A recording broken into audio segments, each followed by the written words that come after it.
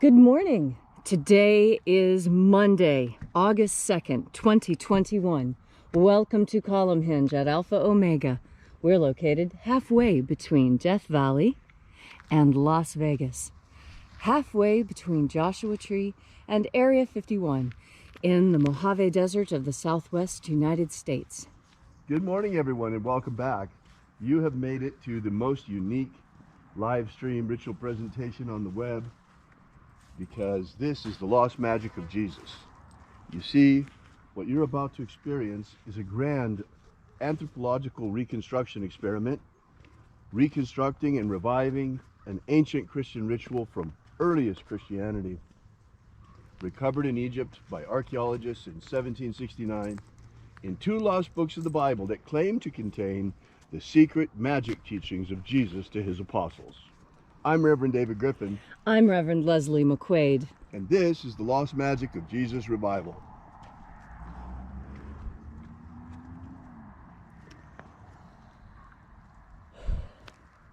The sun is the dispenser of light to the earth. May the living light of the God Force inflame our souls with abundant life. Our destiny lies amongst the stars, and to the stars humanity shall ascend.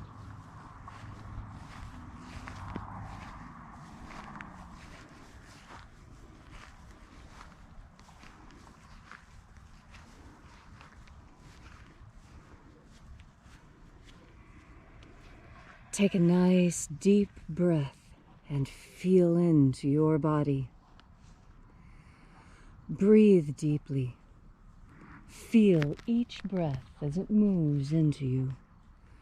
Follow each breath as it spreads throughout your body, coating your nerves and every cell.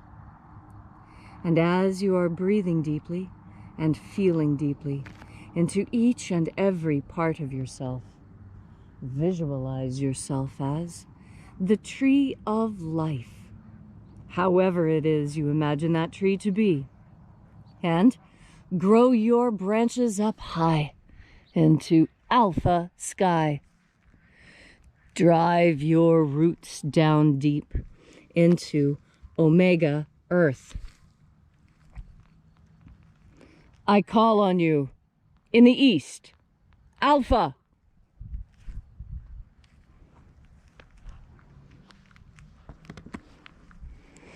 I call on you in the west, omega.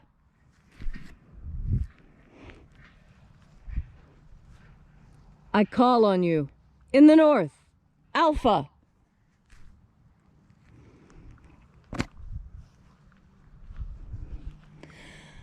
I call on you in the south, omega.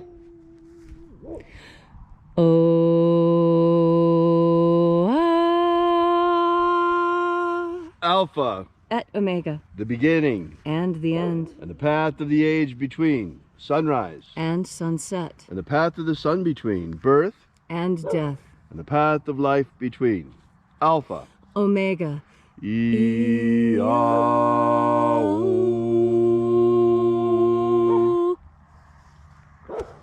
Welcome back to Alpha Omega's Column Hinge. Oh, look at that.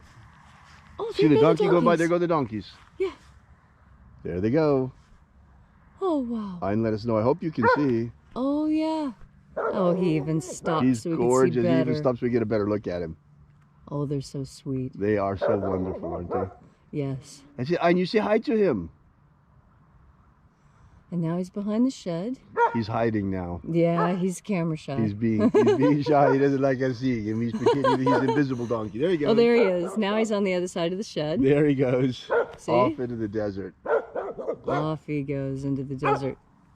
He's really hard to see. He's way back there. I don't have any sort of zoom on my camera. Unfortunately, no, there's nothing to do. No. Oh, too bad. I hope you can see at least something when he went by. Right. You might have to expand it in order to see it, but... So, welcome back to Alpha Omega's Column Hinge. Now that we've said good morning to the donkeys, donkey this morning, we woke up yesterday and they were out here, two of them. Actually in the hinge eating. Yeah, right here in the hinge. eating the grass. So we begin this morning by reaching out to the angels in the invisible. Angels of the 21st Treasury of Light, attend. Watchers, we know your names, so stand aside. Ozaz. Ozaz. Eloes. Eloes. Azaias. Azaias. Let the watchers withdraw and let us enter into the 21st Treasury of Light. And there are 12 heads in my Father's treasury, and these are the names that are in the places when they sing praises to my Father, and he gives light power to them.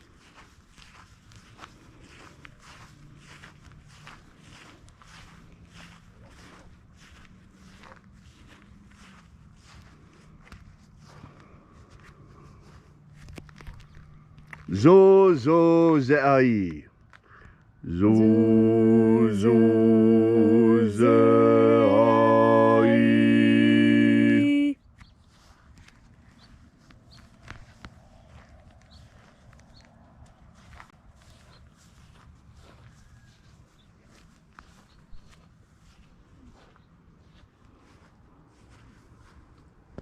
Zo ho za'i.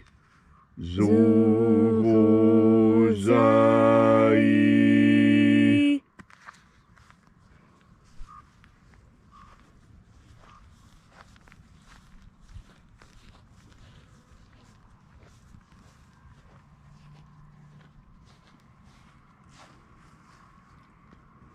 To zazak sa'i. To zazak sa'i.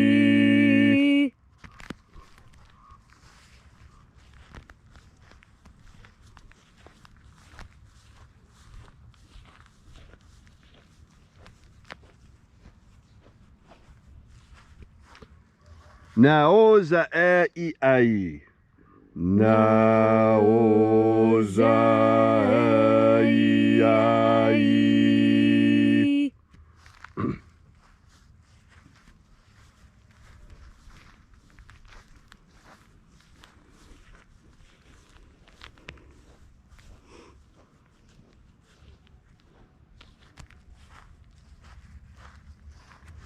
Marazaz.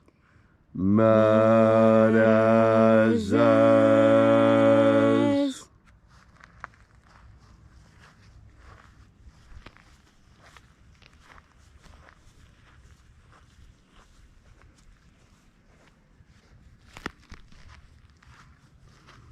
Ozaia.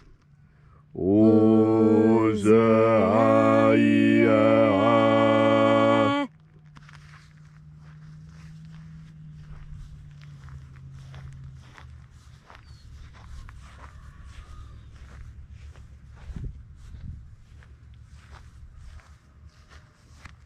Oza, oza.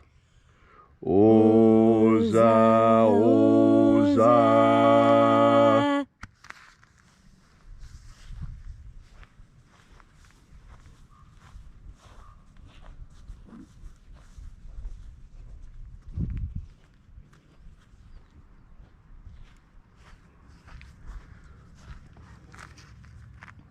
Os hozoza. Os hozoza.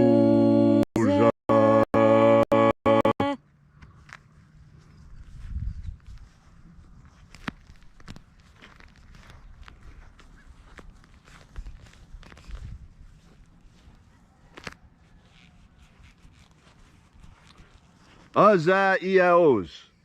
Azaiaos.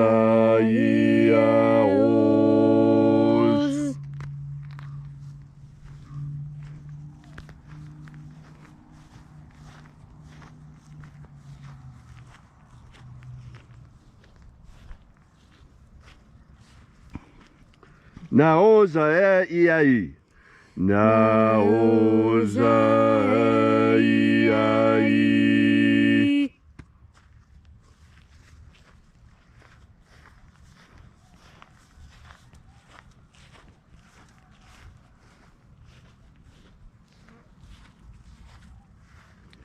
Naya ozaze. Naya ozaze.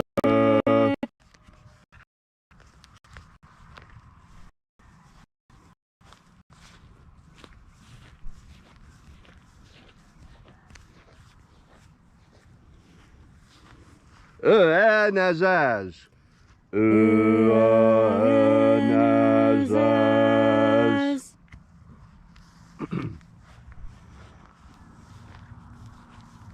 And so we completed our journey through the places.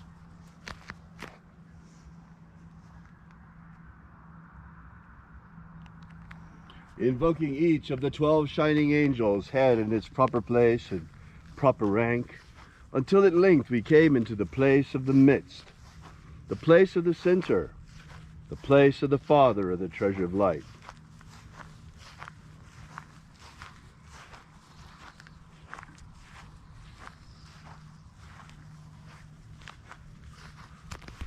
O Father of the 21st treasure of light, by your cipher and by your name we invoke you. Oazi Ai. Oazi Ai. Let the divine light descend. It is the intention of this ritual and our fervent prayer to establish human freedom worldwide. Establish human freedom worldwide. Restore the purity of our air. Restore the purity of our air. Of our water. Restore the purity of our water. Of our food. Restore the purity of our food. And our medicines. Restore the purity of our medicines. May all who search for the abundant life of the living Jesus come to discover the God force and how to fuel our everlasting souls with it. Abolish slavery in all its forms. Abolish slavery in all its forms. And set our people free. Set our people free. Grant us a pro-human future. Grant us a pro-human future. And then in that hour, when death comes calling, may we shed this physical body like a serpent sheds its skin, and rise triumphant into the kingdom of light, following the path opened for us by the living Jesus upon his ascension. All these things we ask in the name of the living Jesus. Amen. Amen. So mote it be. Take a moment now to again feel into your body. This ancient magical rite we are doing together helps you collect more God force energy within yourself. And as you have more energy, you are more able to do all the things you want to do.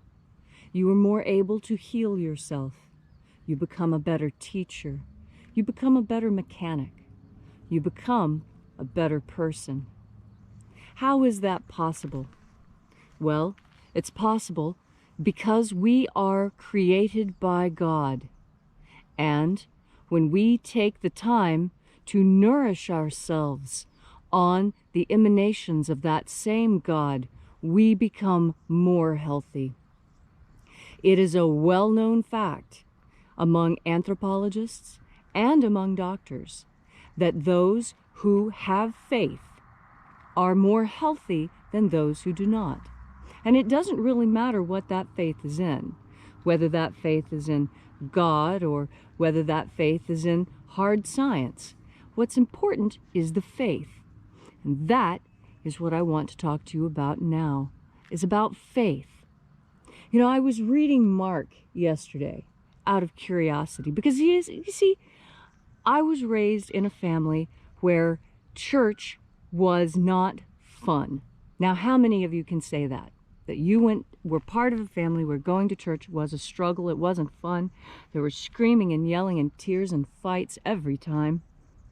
And yet we were forced to go. And the only thing I got out of that was a very healthy sense of rebellion, which is good. And I'll tell you why that is good. Because of all the things that Jesus taught, rebellion was the biggest one. He taught everyone how to rebel. And I just think it's absolutely hysterically funny that my family, in trying to get me to go to church, actually taught me exactly what I needed to know. I needed to know how to rebel.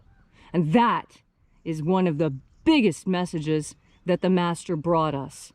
How to rebel against everything you see around you. Do you think it was easy for the apostles and disciples in their time? They were following a condemned man, someone that had been absolutely forbidden, his practices forbidden by the state. Now, what does that tell you? It tells you that the state has not changed in a long time.